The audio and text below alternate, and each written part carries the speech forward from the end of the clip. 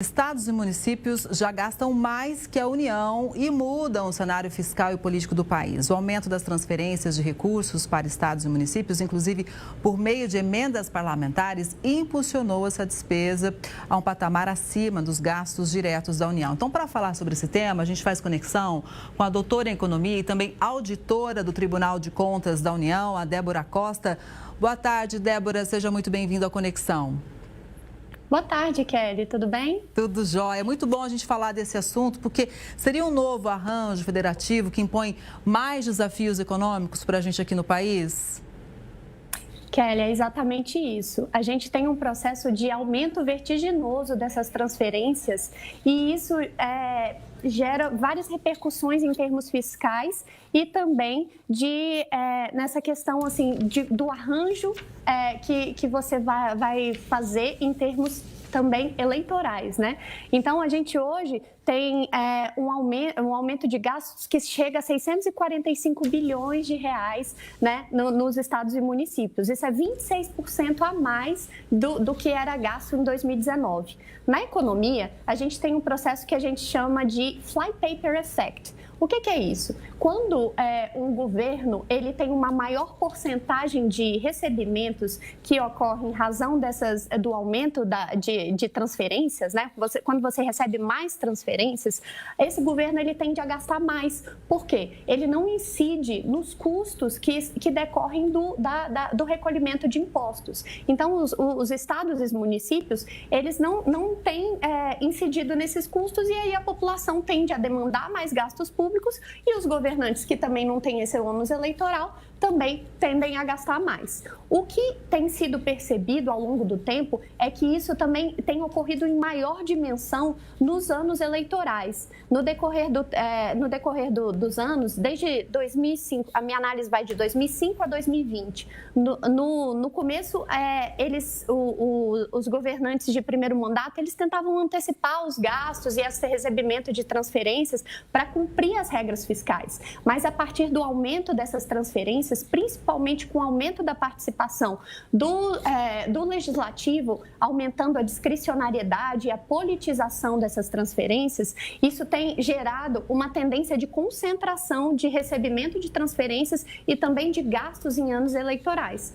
O resultado disso é justamente uma maior sazonalização de gastos, principalmente para políticas públicas, que são essenciais. Isso gera uma série de problemas e também problemas de previsibilidade. Só para você ter uma noção, o prefeitos de primeiro mandato, em anos eleitorais, de 2016 a 2020, receberam R$338 per capita a mais de transferência do que prefeitos de segundo mandato e gastaram mais R$218 per capita para cada habitante nesse ano eleitoral, nessas duas últimas eleições, né? Então, é algo que realmente tem prejudicado muito e o pior é que, muitas vezes, o incentivo gerado tanto pelo judiciário quanto pelo legislativo de perdoar essa má gestão fiscal, ela gera uma série de problemas nesse sentido, né? De sempre perdoar e incentivar, continuando a ter um mau comportamento fiscal.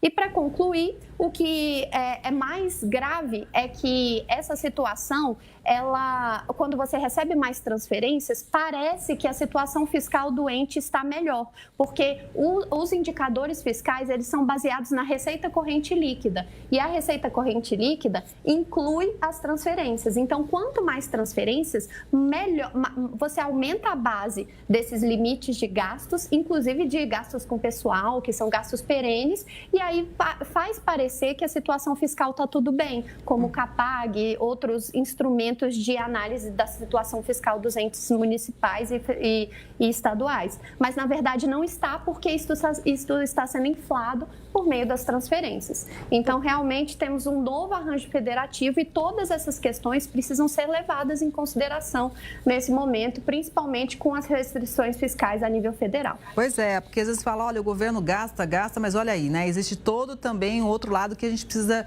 saber olhar e analisar. E você falou de um aumento muito expressivo, né? 26% no aumento de 2019 para cá. E aí, minha pergunta é a seguinte: a tendência é que esses gastos continuem aumentando ou o Congresso já está olhando para essa questão de uma forma diferente?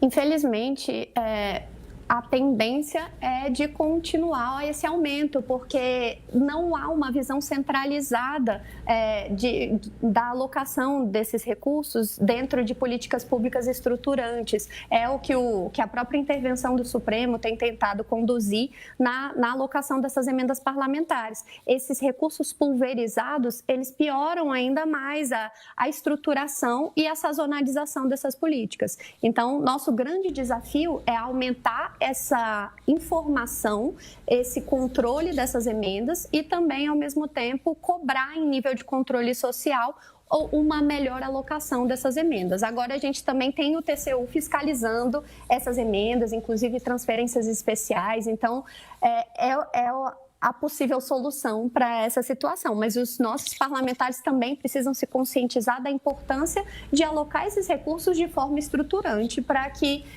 esse aumento não seja pulverizado e aumente cada vez mais. Pois é, porque onde vai parar, né, esse aumento todo, se a gente for realmente aumentando esse percentual nesse curto espaço de tempo, se isso seguir assim, onde é que vai parar? Então, cabe a nós também, como eleitores, sempre analisar, acompanhar o trabalho do Congresso, afinal de contas é dinheiro público, né?